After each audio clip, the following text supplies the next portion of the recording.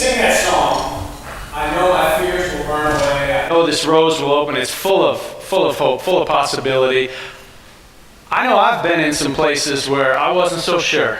I know I've been down in some places that I didn't think I could get out of. I've been in some difficult challenges in my life that I thought this could lead to my undoing. And I wonder if you might have been out there singing, and maybe you're in such a place right now, or you've been in such a place, and you know what Pastor David is talking about when he asks you to raise your hand and talk about or admit that you've been in a place that was facing a problem and obstacles so hard that you didn't know if you get through. Because that's something that I can relate to. Now, it could be that my spouse left me. It could be that I lost my job. It could be that I was raped. It could be that I'm pregnant and I don't want to be. It could be that I'm an alcoholic, or I have cancer, or MS, or some other possibly life-altering disease. Or my child has a serious illness. Or I'll never dig myself out of this mountain of debt. Or I'm depressed and I'm not sure that it will ever lift. Or I'm so ashamed of what I did that I'm not sure I could ever hold my head up high again. And then there's the social obstacles of sexism and racism and homophobia that threaten us to make us feel like, no matter what I do, no matter how good I am or how much I try, the world is prejudiced against me. So what do we do? What do you do when you face a problem that large, that you're not sure you have the capacity to get through, that you don't see the light at the end of the tunnel, and that even if you sing that fear will burn away, you're not really sure, but you're trying to convince yourself? Fortunately, we're not the only people who've ever dealt with this. This is something that's as old as time itself, and there's some great ancient stories about this in the Bible and other great traditions and literature. We're talking about the classic story of overcoming the big obstacle that seems unbeatable. The story of David and Goliath. And our children are looking at this story and learning about this story all month. And I want you to stick with me here, because this story is not just for kids. Because this is part of what we want to teach our children in this church, is that they can get through things in life. We know what life has to bear, and we're not going to scare them. We're not going to read a list like I just read to the kids, but we're going to give them the foundations of love and faith and community and other things that will help them to know that no matter what happens, if they lose a parent, as some children do, a brother, a sister, a classmate, there's a car accident. Do you ever notice that with children's movies and books, that there's often some kind of big disaster that happens, right? Little Nemo, the fish, if you have young children, right? What happens at the beginning? His mother dies. And then he gets abducted, right? What happened? Harry Potter, he's an orphan. He's living with these terrible step-parents or whatever they are. And all these stories are filled with wicked stepmothers and all the rest of it. Because kids live in a world with a lot of anxiety. When you're that small and you don't know what's going on and what's happening and what's to come, it's a scary world out there. And so to see these stories and to watch them be resolved actually gives their hearts great rest. They say, wow, I can get through it. Nemo got through it. Harry Potter got through it. David got through it. But that's the purpose of a lot of stories. But this story is not just for children. I know that sometimes people say, well, why do you use ancient stories in church to try to teach children about contemporary problems? And I think it's a valid question, and I'm going to hopefully give an answer to that today. So we all confront some things in our lives at some time or another that can paralyze us with fear. And this is what's happening in this story. The Israelite army is paralyzed with fear. They're standing up on their side of the valley, and they don't want to go down because Goliath looks too big, too bad, and too strong. And so they're up there for, it says, 40 days and 40 nights, which in the Bible just means a long, long time. They weren't very specific about their counting back then. You see every story. How come I know it's 40 days and 40 nights? Because that's how they used to say a long, long time.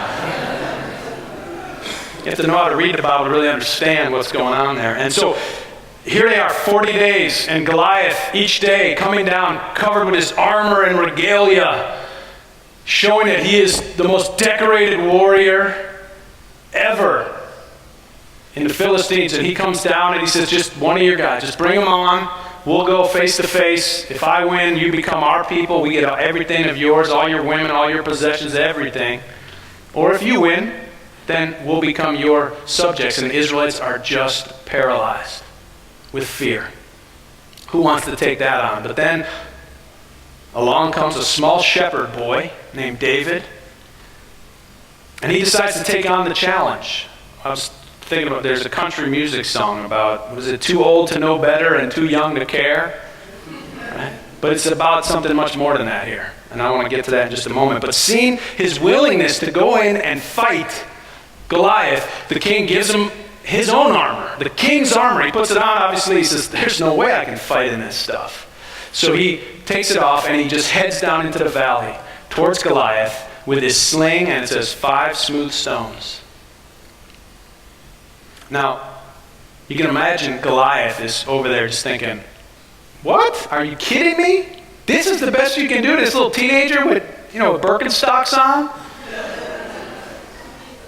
And so you can just imagine he kind of tilts the face guard on his armor up a little bit. Am I seeing what I think I'm seeing out there? And just as he does, David slings a rock, hits him right between the eyes, knocks him out, and he wins. And he becomes the great hero of the story. 5 smooth stones. They say 5 smooth stones of faith. Now, if his faith was so rock solid, he'd just have 1 stone, right? We're going to talk about faith today. Because a lot of people don't understand what faith is. And a lot of people are taught the wrong things about faith. And then when they run into a problem, they realize they give up their faith. They lose their faith.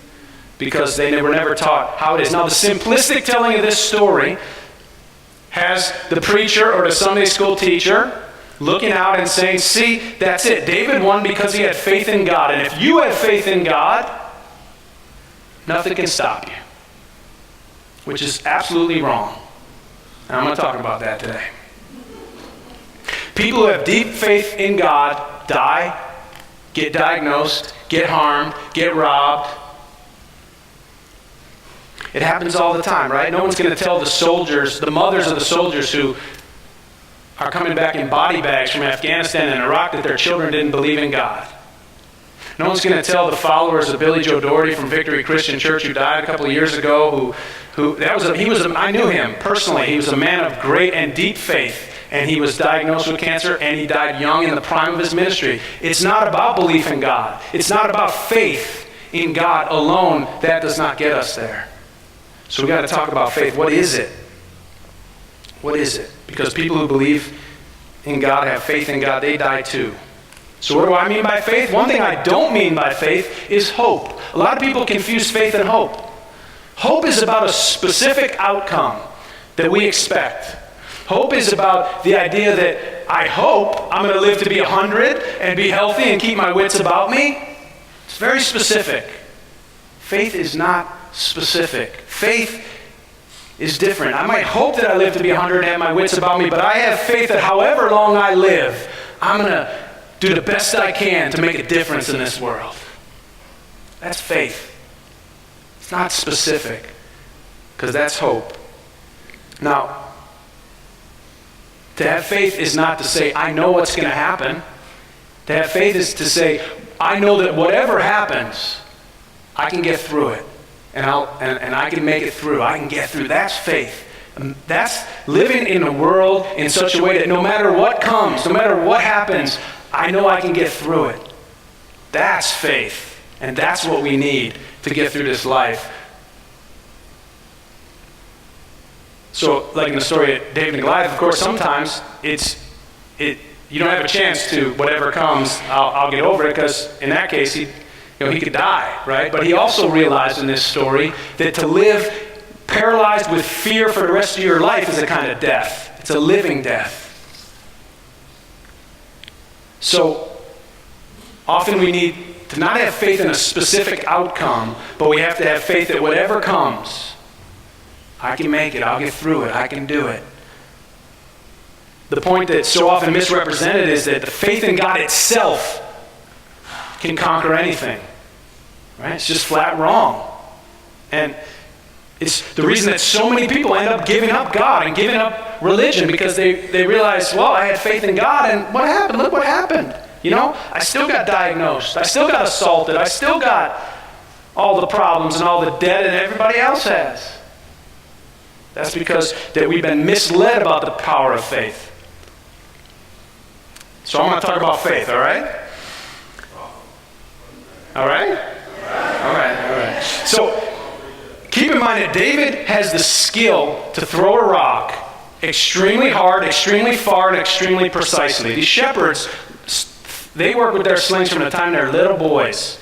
And they learn that until they're old men, and they can throw a rock. So he's got the skill. Okay, we have to keep that in mind. And something else that we have to keep in mind is that the sling back in those days was a weapon. It was a serious and significant weapon of war. This isn't a little slingshot like you see on the cartoon versions of this story. The little slingshot that kids use to shoot beer cans off of the fence in their backyard. That's not what we're talking about here. A sling is a serious weapon, right? And he's got the skill.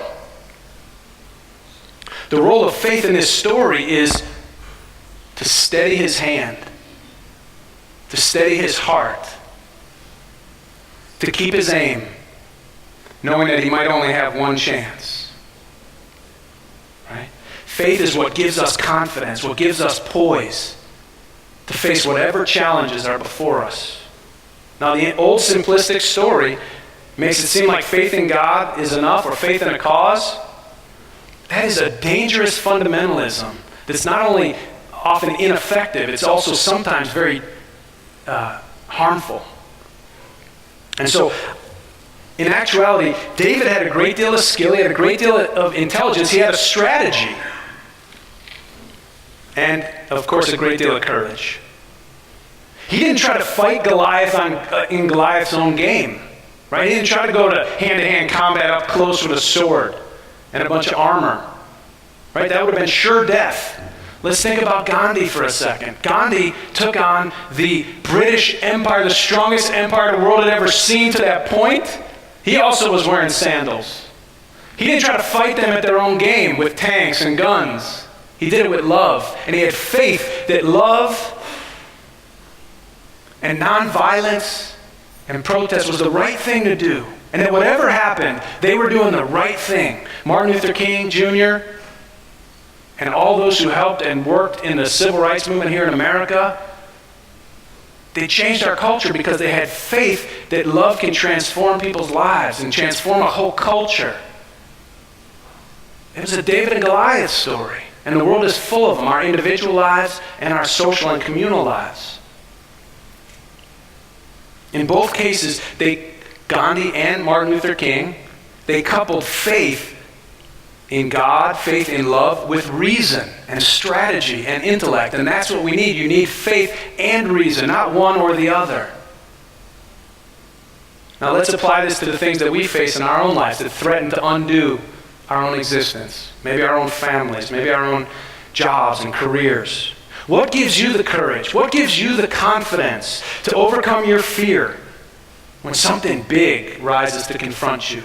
What are your 5 smooth stones?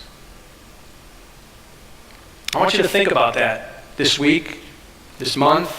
What do I hold on to in the hard times? What gets me through when I'm paralyzed with fear or grief or depression or addiction or anything that you might face? What are the 5 smooth stones that you can count on? Now remember, these are not hope stones, right? Hope stones are wishing for a particular outcome. I want this to go away. I want this person to love me again. I want That's hope. Those are hope stones. That's okay. And hope is good. Hope is great.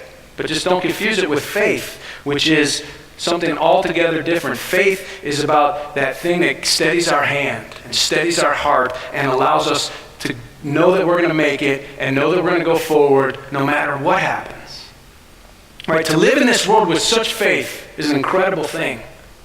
It relaxes your heart, it relaxes your body, it relaxes your mind, knowing that I can handle whatever comes because I've got my 5 smooth stones.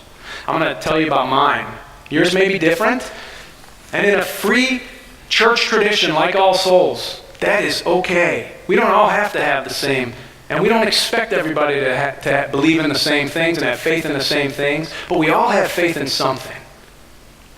Some people think they don't have any faith. I don't have faith. I think they probably have faith in science, and they have faith maybe in reason, and they have faith in other people, or we all have faith in something. We just have to make sure that which we have faith in is worthy of our faith and is actually going to hold us and keep us in the hard times. Okay? So my first stone of faith is love.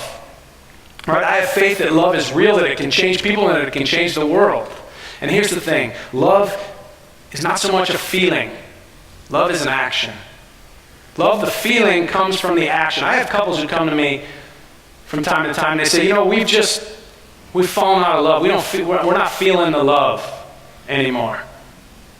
And I always say to them, that's okay, because love is an action, not a feeling. If you start acting lovingly towards each other, watch what happens, and the feeling returns.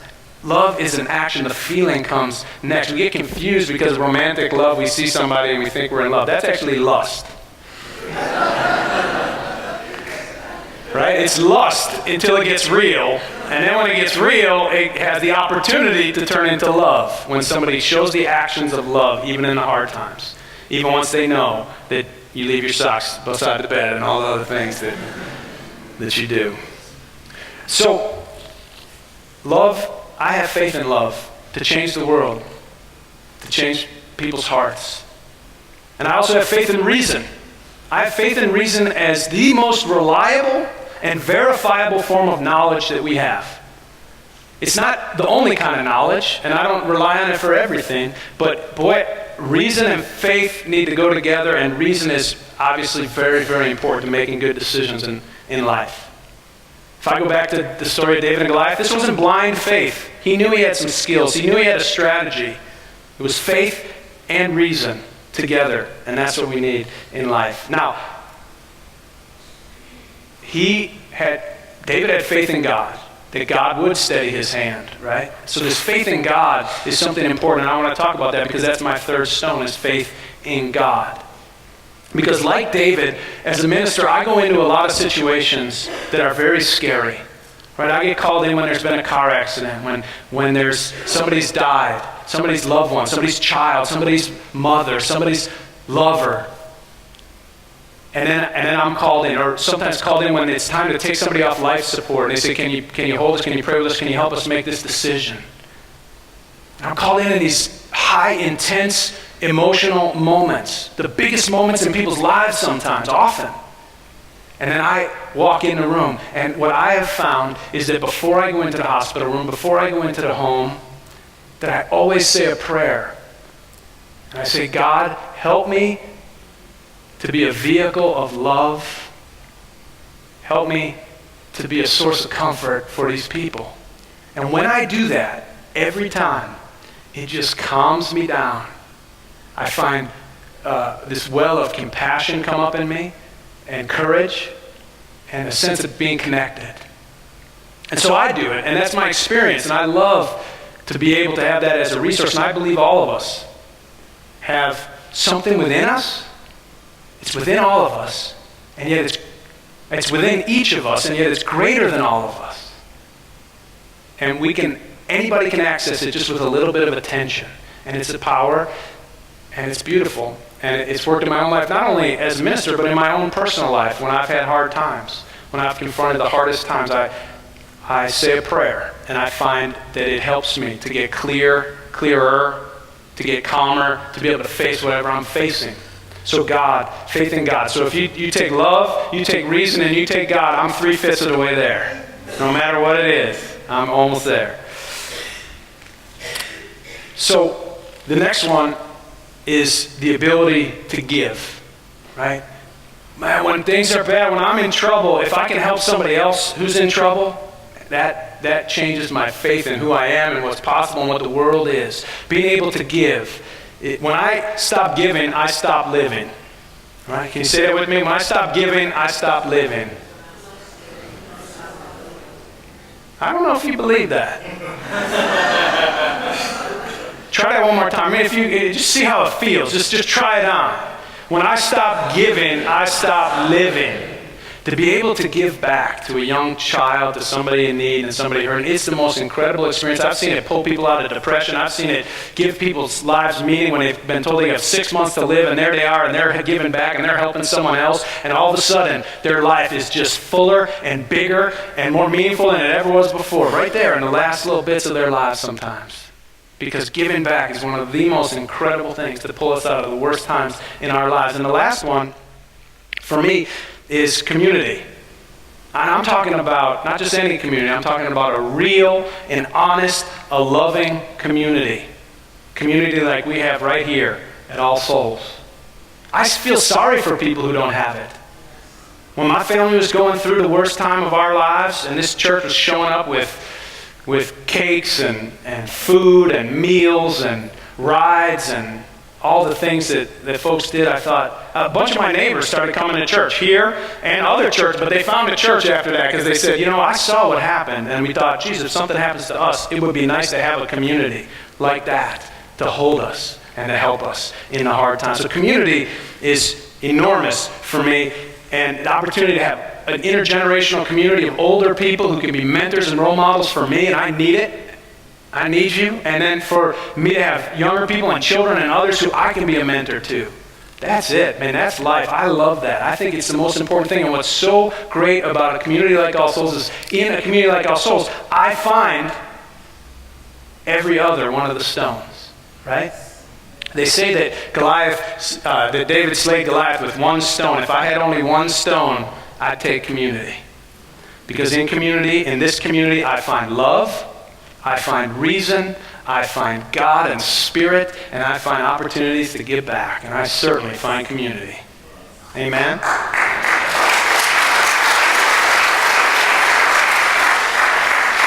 Look around. Look around. Do you see somebody who's helped you to discover one of your smooth stones? I do. I do. When I look at this congregation from time to time and I look out there and I say, I love you, it's because I mean it. I love you. This is an extended family. And it is like no other place on this earth. And it is an amazing group of people who bring their hearts forward day in and day out, week in and week out, through the good times and the bad times. And it is an incredible place. And it is a family. And I guess what I want to say is that with this decision to move our church, we're going to start having some family meetings. So we need you to show up. Maybe many of us have had family members who didn't show up, right? They went AWOL as soon as we needed something. As soon as the crisis is on, they're gone. Holding their feelings to themselves, holding their thoughts to themselves, not even showing up. We can't have that. We really need everybody to show up for this conversation about whether we're going to expand the church or we're going to move the church. This is big. This is going to affect the lives of those children that are here in every one of our lives. And we need the best conversation that we could possibly muster together to decide the right thing. And the beautiful thing is I have absolute and complete faith in this church that we can get there. I have complete faith in the leadership of this church. I have complete faith in the democracy of this church that's held us for 90 years so far.